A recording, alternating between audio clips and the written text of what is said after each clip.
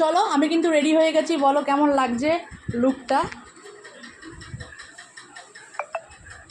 এই গরমে তাও ওয়েদারটা খুব সুন্দর হয়ে গেছে, তাই জন্য মানে সেজেও শান্তি পাচ্ছি।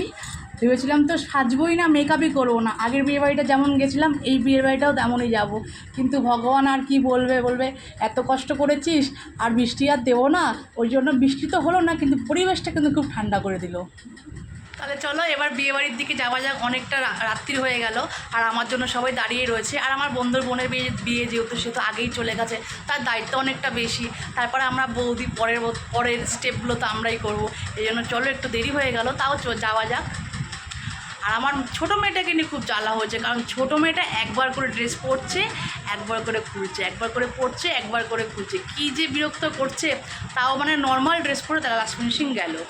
তা চলো পরপর আজকে কী হচ্ছে না করছে, কী হচ্ছে আজকের দিনটায় তোমাদের দেখাবো। এই দিনটার জন্য আমরা অনেক দিন ধরে অপেক্ষা করেছিলাম যে অনেক সাজবো, অনেক কিছু গেল না, মা ঘরে বসে রইল আর দেখো বাইরে ওয়েট করছে। আর এখন বাজে হচ্ছে 8:30, 8টার দিয়ে লগ্ন, এরপরে তো আমাকে ওরা সবাই মুখ করবে। তাও চলো আমি বেরিয়ে পড়ছি, এবার জুতো খোঁজার পালা। আর চলো বিয়ে বাড়ি আমরা চলে এলাম, দেখিয়ে দিচ্ছি। গাড়ি কই গাড়ি, আর এই হচ্ছে বাড়ি।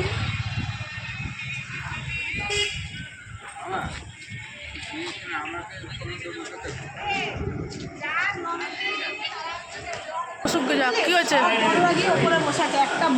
আর এদিকে আমার বন্ধু হচ্ছে খুব রেগে গেছে, যেহেতু আমরা লেট করে গেছি। তার মধ্যে বিয়ের ওখানে বড়রা কেউ ছিল না, তা ওকেই একা সামলাতে হচ্ছে। ওদের বাড়ির বড়রা কেউ থাকলে তো নিয়ম, তাই বললাম ঠিক আছে আমি ওপরে গিয়ে পাঠিয়ে দিচ্ছি। আর এদিকে হচ্ছে বরপক্ষ কিন্তু বিয়েতে বসে গেছে, বরযাত্রীও চলে জন্য হয়তো ওপরে বড়রা গিয়েছিল হচ্ছে। আর এগুলো হচ্ছে মেয়ের বিয়ের দানের বাসন, যেগুলো সব মেয়েদেরই দিতে হয়, এটা নিলেও হয় না দিলেও হয়, এটা আমরা আনন্দ করেই দিয়েছিলাম। আর এদিকে দেখো মেয়েটা হচ্ছে যে মেয়েকে কন্যাদান করবে, আর উনি হচ্ছেন মেয়ের মামা, নিজের মামাগ্নিকে আজকে বিয়ে দেবে নিজের হাতে। ঠিক করা হয়েছিল, ব্রাহ্মণের শরীর খারাপ হয়ে যাওয়াতে না করলো, ওর মামাই বিয়ে দেবে বলেছিল। এই দেখো বর এবার ড্রেস চেঞ্জ করে বিয়ে দিতে বসবে। ওর আবার বড় শালি ভালো করে মুটুকটা পরিয়ে দিচ্ছে, বড় শালি বলে কথা। আর আস্তে আস্তে যেহেতু 9টা বাজতে যায় না, সবাই কিন্তু আসতে শুরু করেছে, আস্তে আস্তে করে সব ভিড় হচ্ছে। আমি আবার উপরে গিয়ে ডেকে দিলাম। আর এদিকে আমার মেয়ে দেখো, এদিকে সেকেন্ড ফ্লোরে দেখি হচ্ছে, ফার্স্ট ফ্লোরে এসে দেখি আমার মেয়ে কিন্তু অলরেডি আইসক্রিম খাওয়া শুরু করে দিয়েছে। তো আর তুমি দেখছো বিয়ে বাড়িটা কেমন জমজমাট, নতুন কনেকে তো ধরে সবাই ভিড় হয়ে বসে আছে। চলো স্টার্টার সেকশনে চলো।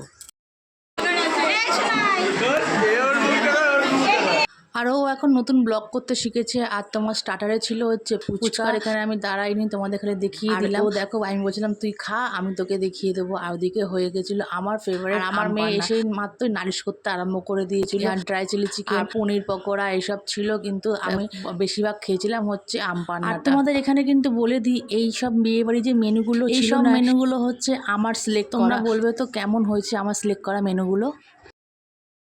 আর চলো এসে আমপান্না খেয়ে নিচ্ছি, আমপান্না।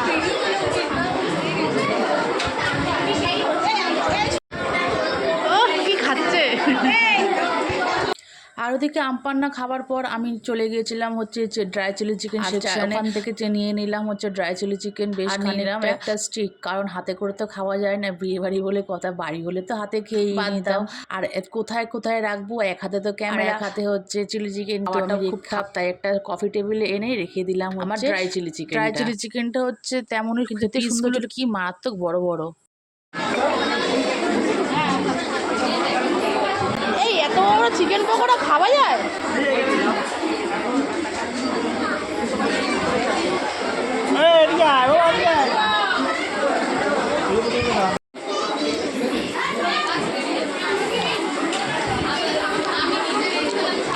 আচ্ছা লাগ রা হ্যায়। আর ওর পাঞ্জাবিটাও না আমি সিলেকশন করে দিয়েছি কালারটা।